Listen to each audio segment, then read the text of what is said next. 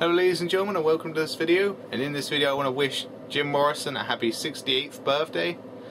He turned 68 today. Now, I'm gonna be honest, I'm not the biggest fan of the Doors and Jim Morrison, simply because of the fact that I haven't heard enough of their music, to actually judge them. And I'm not going to come on here claiming that I am the biggest fan. I buy all their albums, I have all their t-shirts and all their merchandise and everything like that, because I don't, okay? And that's the thing. I need to know more about them, I need to listen to more of their music before I can actually judge them.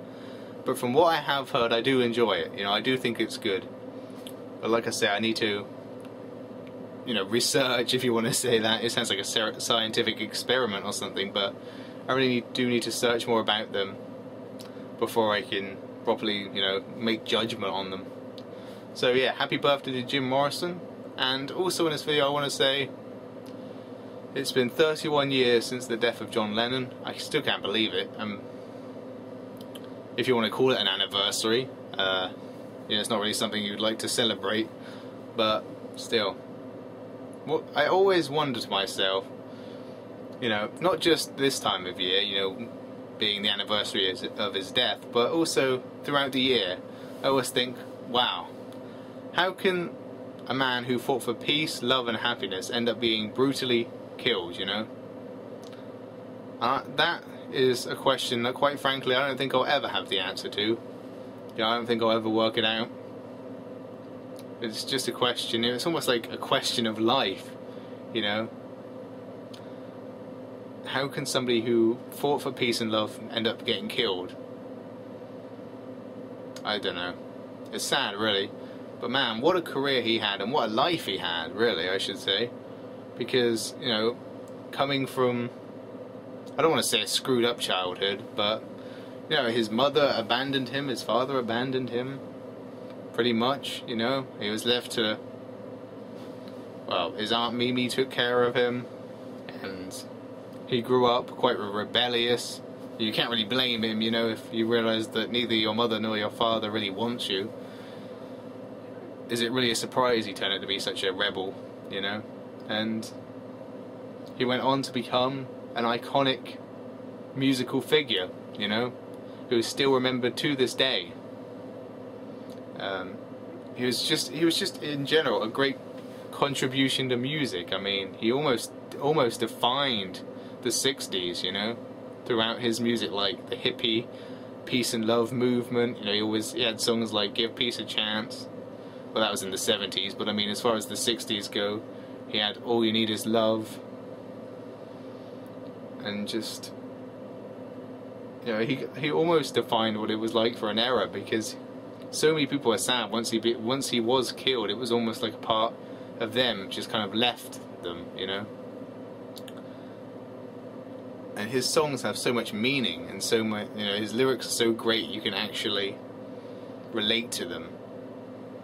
And it's just magical, some of his lyrics. For example, he has great songs like "Imagine" and "Instant Karma" and "Jealous Guy" and "Woman" and "Woman is the nigger of the world."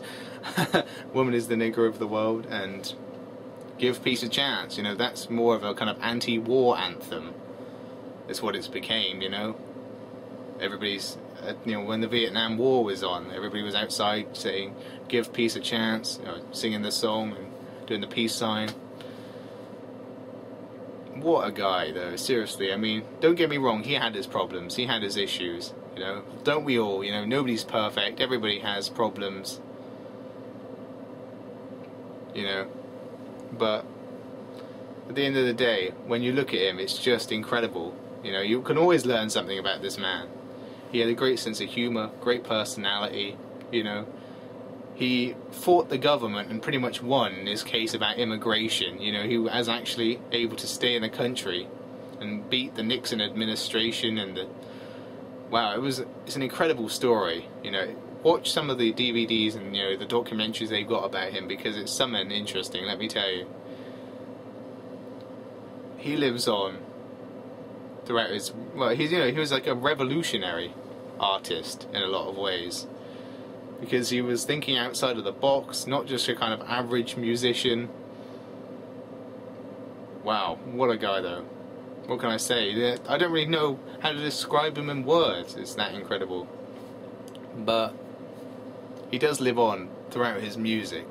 I mean, what a career he had, though. Seriously, from the Beatles, you know, the biggest band in history, to his solo career was amazing. Songs like Imagine, Instant Karma, Power to the People, all these songs. Performing with Elton John in Madison Square Garden, all these things. His whole life was pretty damn interesting, if you ask me. You know, when you watch it, it's almost like you're watching a movie or something. It's just incredible. I think it is. Now, I'm sorry, I'm just rambling on and on here, but I'm just going to wrap it up by saying that, you know, I could just speak all day on this man, seriously. But I'll wrap it up by saying he lives on in the hearts of many, and through his lyrics, through his songs, you know, through him in general, through his personality, his great sense of humour, everything, he still lives on today, 31 years after his death. Now, you know, will the same be said for Justin Bieber? I don't think so, but there you go. I don't want to start ranting. Wow, there you go. He still lives on to this day through his music, through the memories and the music. So thank you for watching. Rest in peace, John Lennon. 31 years, if you can believe. Man, time flies, let me tell you. Thank you for watching. Peace.